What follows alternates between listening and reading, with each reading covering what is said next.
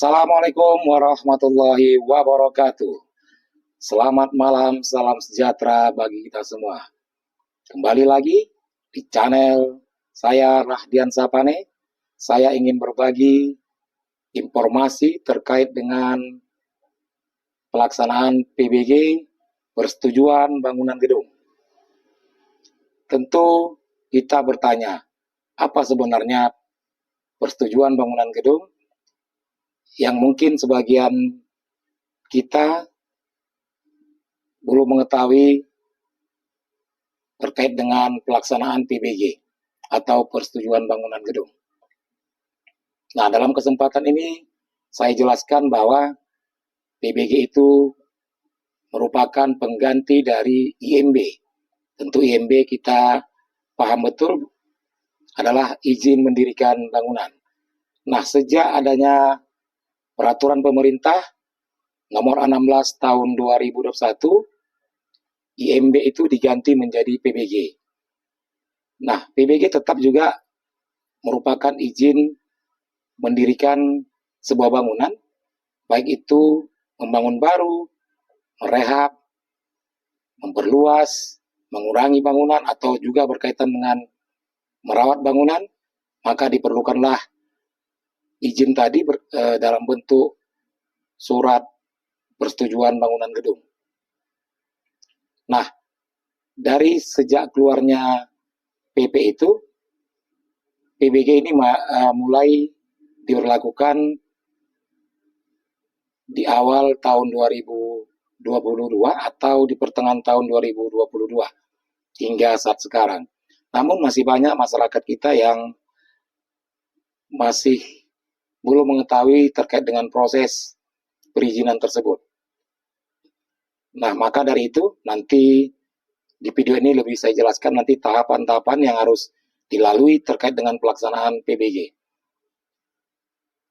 Memang tahapannya begitu banyak, baik itu nanti secara teknis maupun nanti berkaitan dengan data umum, seperti nanti adanya KRK, adanya nanti dokumen lingkungan kalau bicara terkait dengan bangunan itu adalah bangunan jenis usaha. Nah, prosesnya diawali dengan nanti mempersiapkan dokumen teknis. Nah, maka dari itu pemohon atau pemilik bangunan nantinya bisa dibantukan dengan penyedia jasa konstruksi atau lebih gampang kita menyebut dengan nama konsultan. Maka pemohon nanti akan didampingi oleh konsultan untuk menyusun dokumen teknisnya. Nah, itulah tahapan-tahapan secara umum yang harus nanti dilalui. Penyusunan data umumnya seperti KRK tadi, keterangan rencana kota yang dikeluarkan oleh Dinas Pekerjaan Umum dan Tata Ruang. Nanti itu berkaitan dengan letak bangunan, apakah sesuai dengan tata ruang kota kita. Begitu juga nanti berkaitan dengan usaha, maka pemilik usaha atau pemohon nantinya harus mempersiapkan dokumen lingkungannya, dan tergantung nanti apa jenis dokumen lingkungan yang dibutuhkan untuk usaha tersebut, apakah AMDAL, UKL UPL, atau juga nanti SPPL dan juga ANDAL lainnya. Nanti itu bisa dilihat dari jenis usaha yang dimiliki oleh pemohon. Nah, perlu juga kita jelaskan bahwa PBG ini harus diurus dari awal sebelum dibangunnya bangunan gedung itu. Nah, bagaimana ketika nanti misalnya bangunannya sudah ada tetapi belum ada PBG? Maka nanti prosesnya akan dilakukan melalui tahapan SLF, sertifikat layak fungsi. Nanti itu akan kita jelaskan dalam video selanjutnya. Baiklah teman-teman sekalian, demikianlah yang dapat saya sampaikan. di awal video ini, harapan kita teman-teman dapat menyaksikan video ini sampai habis, sampai selesai, sehingga nanti kita paham bagaimana proses tahapan penyusunan dokumen teknisnya berkaitan dengan permohonan persetujuan bangunan gedung kita, yang nanti lebih dijelaskan di video berikutnya. Sekian dan terima kasih. Assalamualaikum warahmatullahi wabarakatuh. Tahapan menerus persetujuan bangunan gedung oleh Radiansyah Pane ST, konsultan penyedia jasa persetujuan bangunan gedung atau PBG dan sertifikat laik fungsi atau SLF. 1. Apa itu persetujuan bangunan gedung? Persetujuan bangunan gedung atau disingkat PBG adalah perizinan yang diberikan oleh pemerintah daerah atau pemerintah pusat kepada pemilik bangunan gedung untuk membangun baru, mengubah, memperluas, mengurangi, dan atau merawat bangunan gedung sesuai standar teknis bangunan gedung yang berlaku. 2. Dasar hukum. PBG diatur oleh sejumlah peraturan dan undang-undang yang bertujuan untuk mengatur proses pembangunan gedung secara tertib dan aman. A. Undang-Undang Nomor 11 Tahun 2020 tentang Cipta Kerja, yaitu Pasal 24 dan Pasal 185 huruf B. B. Peraturan Pemerintah Nomor 16 Tahun 2021 tentang Peraturan Pelaksanaan Undang-Undang Nomor 28 Tahun 2002 tentang Bangunan Gedung. 3. Sanksi jika tidak memiliki PBG. Jika pemilik, pengguna, penyedia jasa konstruksi, ahli, penilik, atau pengkaji teknis tidak memenuhi kewajiban terkait fungsi, persyaratan, atau pengelolaan bangunan gedung termasuk kepemilikan PBG, mereka dapat dikenai sanksi administratif. Sanksi ini meliputi A. Peringatan tertulis. B. Pembatasan kegiatan pembangunan. C. Penghentian sementara atau tetap pada pekerjaan pembangunan. D. Penghentian sementara atau tetap pada penggunaan bangunan gedung. E. Pembekuan persetujuan bangunan gedung. F. Pencabutan persetujuan bangunan gedung. G. Pembekuan sertifikat laik fungsi bangunan gedung. H. Pencabutan sertifikat laik fungsi bangunan gedung. I. Perintah pembongkaran bangunan gedung. 4. Syarat memperoleh PBG. Untuk memperoleh PBG atau persetujuan bangunan gedung, terdapat beberapa persyaratan yang harus dipenuhi. Meliputi 1. Data umum. Pemohon harus melengkapi data berupa A. Data pemohon.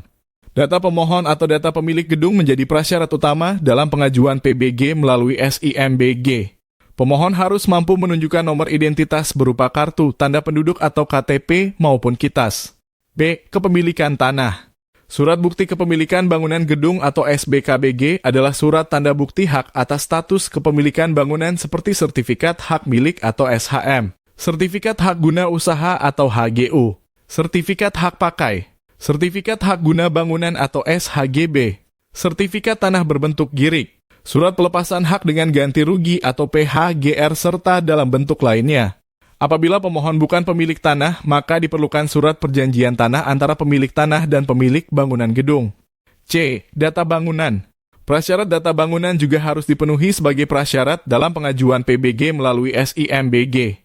Pemohon harus bisa memastikan jenis permohonan seperti fungsi bangunan, jenis bangunan, nama bangunan, dan juga data terkait luas, tinggi, dan jumlah lantai. D. Informasi KRK atau KKPR. Keterangan rencana kota dalam kurung KRK merupakan dokumen rencana tata ruang yang berisi peta dan dilengkapi dengan keterangan rinci atau detail mengenai pemanfaatan lahan tanah. Dokumen ini wajib dimiliki oleh pemohon. Oleh karena itu, pemohon mengajukan permohonan KRK kepada Dinas Pekerjaan Umum dan Tata Ruang untuk penerbitan KRK. Sedangkan kesesuaian kegiatan pemanfaatan ruang dalam kurung KKPR yang dulu bernama izin lokasi merupakan salah satu persyaratan dasar yang wajib dipenuhi oleh seluruh pelaku usaha dalam rangka memperoleh perizinan berusaha. Namun untuk pelaku usaha mikro dan kecil UMK diberikan kemudahan dengan hanya perlu menyampaikan pernyataan mandiri yang sudah tersedia dalam OSS berbasis risiko, bahwa lokasi usaha telah sesuai dengan tata ruang dan bersedia dikenakan sanksi sesuai peraturan yang berlaku jika di kemudian hari ditemukan ketidaksesuaian. Bagi pelaku usaha yang sudah memiliki izin lokasi dan masih berlaku sebelum Undang-Undang Cipta Kerja, maka izin lokasi tersebut masih dapat digunakan. Dokumen lingkungan sesuai peraturan perundangan berupa AMDAL, AMDAL Lalin, UKL atau UPL, SPPL. Sebelum melakukan kegiatan usaha, setiap industri wajib untuk membuat AMDAL atau analisis mengenai dampak lingkungan hidup dan atau UKL-UPL atau upaya pengelolaan lingkungan dan upaya pemantauan lingkungan berdasarkan Peraturan Pemerintah Nomor 27 Tahun 2012 tentang izin lingkungan. Analisis mengenai dampak lingkungan atau AMDAL merupakan kajian mengenai dampak penting suatu usaha dan atau kegiatan yang direncanakan pada lingkungan hidup yang diperlukan bagi proses pengambilan keputusan tentang penyelenggaraan usaha dan atau kegiatan. Analisis dampak lalu lintas atau ANDALALIN adalah serangkaian kegiatan kajian mengenai dampak lalu lintas dari pembangunan pusat kegiatan, permukiman, dan infrastruktur yang hasilnya dituangkan dalam bentuk dokumen hasil analisis dampak lalu lintas. Upaya pengelolaan lingkungan, upaya pemantauan lingkungan atau UKL-UPL adalah pengelolaan dan pemantauan terhadap usaha dan atau kegiatan yang tidak berdampak penting terhadap lingkungan hidup yang diperlukan bagi proses pengambilan keputusan tentang penyelenggaraan usaha dan atau kegiatan. SPPL Surat Pernyataan Pengelolaan Lingkungan atau adalah kesanggupan dari penanggung jawab usaha dan atau kegiatan untuk melakukan pengelolaan dan pemantauan lingkungan hidup atas dampak lingkungan hidup dari usaha dan atau kegiatannya di luar usaha dan atau kegiatan yang wajib AMDAL atau UKL-UPL. Selanjutnya, F. Penyedia jasa perencana konstruksi badan usaha atau perseorangan. Dalam penyusunan dokumen teknis, pemohon dapat menggunakan jasa perencana konstruksi. Perencana konstruksi adalah perorangan atau badan hukum yang merencanakan konstruksi bangunan gedung. Perencana konstruksi harus menggunakan SIMBG untuk melakukan proses penyelenggaraan bangunan gedung. Dalam pelaksanaan proses penyelenggaraan bangunan gedung dengan SIMBG, perencana konstruksi bertanggung jawab untuk membantu pemohon dalam mengisikan data teknis rencana pembangunan bangunan gedung bila diperlukan oleh pemohon. Selanjutnya, bagian dari persyaratan berikutnya, yaitu 2. Penyusunan dokumen rencana teknis. Untuk prasyarat dokumen rencana teknis yang juga harus dipenuhi, meliputi gambar dan informasi tentang hasil penyelidikan tanah untuk bangunan sederhana, rencana arsitektur, rencana utilitas, rencana struktur, spesifikasi teknik bangunan gedung dan perhitungan struktur.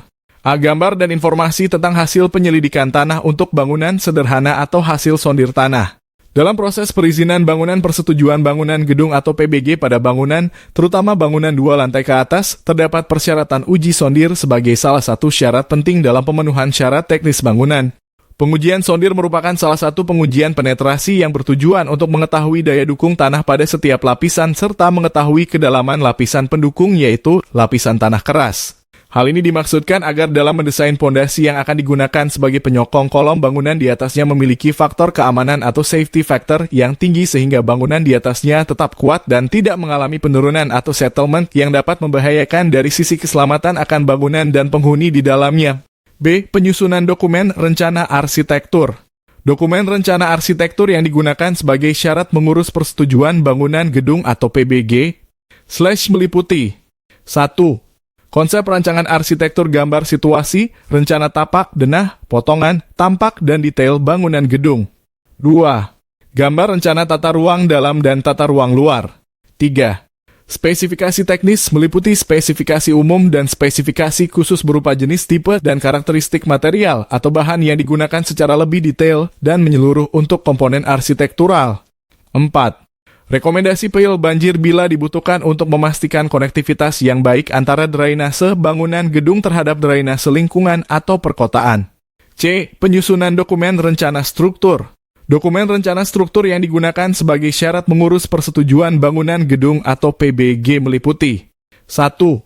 Gambar rencana fondasi, basement kolom, balok, pelat lantai dan rangka atap, penutup dan komponen gedung lainnya. 2. Gambar detail struktur. Dalam hal bangunan gedung lebih dari 1 lantai maka dilengkapi gambar rencana tangga dan gambar rencana plat lantai, gambar dinding geser bila ada dan gambar basement bila ada. 3. Perhitungan teknis sederhana. 4. Spesifikasi teknis meliputi spesifikasi umum dan spesifikasi khusus berupa jenis, tipe, dan karakteristik material atau bahan yang digunakan secara lebih detail dan menyeluruh untuk komponen struktural. D. Data teknis mekanikal, elektrikal, dan plumbing. Dokumen rencana teknis mekanikal, elektrikal, dan plumbing yang digunakan sebagai syarat mengurus persetujuan bangunan gedung atau PBG meliputi 1. Gambar rencana dan perhitungan teknis jaringan listrik antara lain gambar sumber, jaringan listrik, dan pencahayaan. 2. Gambar rencana dan perhitungan sistem sanitasi antara lain gambar rencana pengelolaan air bersih, air limbah, air hujan, drainase, dan persampahan. 3. Spesifikasi teknis meliputi spesifikasi umum dan spesifikasi khusus berupa jenis, tipe, dan karakteristik material atau bahan yang digunakan secara lebih detail dan menyeluruh untuk komponen MEP. 5. Proses penerbitan PBG. Sebelum melakukan konstruksi dokumen rencana teknis perlu diajukan kepada pemerintah daerah kabupaten atau kota atau pemerintah provinsi atau pemerintah pusat untuk daerah khusus Ibu Kota Jakarta untuk memperoleh PBG. PBG ini berlaku untuk pembangunan, perubahan, perluasan, pengurangan, atau pemeliharaan bangunan gedung atau prasarana bangunan gedung. Persyaratan ini juga mengharuskan pemilik untuk mengajukan PBG sebelum memulai pekerjaan konstruksi sesuai dengan pasal 253 ayat 4 PP 16 tahun 2021. PBG meliputi proses konsultasi perencanaan dan penerbitan. Proses konsultasi perencanaan mencakup 1. Pendaftaran melalui Sistem Informasi Manajemen Bangunan Gedung atau SIMBG dengan mengirimkan informasi pemohon atau pemilik, data bangunan gedung, dan dokumen rencana teknis yang telah dilengkapi. 2. Pemeriksaan untuk memastikan pemenuhan standar teknis melalui konsultasi. 3. Pernyataan tentang pemenuhan standar teknis. 4. Penetapan nilai retribusi daerah. 5. Pembayaran retribusi daerah oleh pemohon atau pemilik bangunan. 6. Penerbitan PBG. 6. Cara daftar SIMBG. Untuk melakukan pendaftaran berbagai izin melalui SIMBG, beberapa langkah perlu dilakukan. Mulai dari langkah pendaftaran dan verifikasi hingga mengisi data terkait izin persetujuan bangunan gedung atau PBG. Selanjutnya, pendaftaran dan verifikasi. Berikut langkah-langkah dalam proses pendaftaran dan verifikasi. 1. Buka situs web SIMBG melalui sim.pu.go.id. 2. Setelah laman ditampilkan, pada menu beranda akan ada opsi untuk Anda pilih yakni daftar dan masuk, klik opsi daftar. Anda juga dapat mengakses opsi ini pada bagian atas halaman beranda. 3. Selanjutnya akan ditampilkan form pendaftaran. Isi data yang diminta seperti daftar sebagai pemohon, alamat email, kata sandi, dan kode keamanan. Kemudian klik centang pada bagian yang menyatakan bahwa Anda menyetujui ketentuan dan syarat yang berlaku. 4. Setelah itu, klik kirim. Setelah itu, Anda akan dikirimi email untuk proses verifikasi.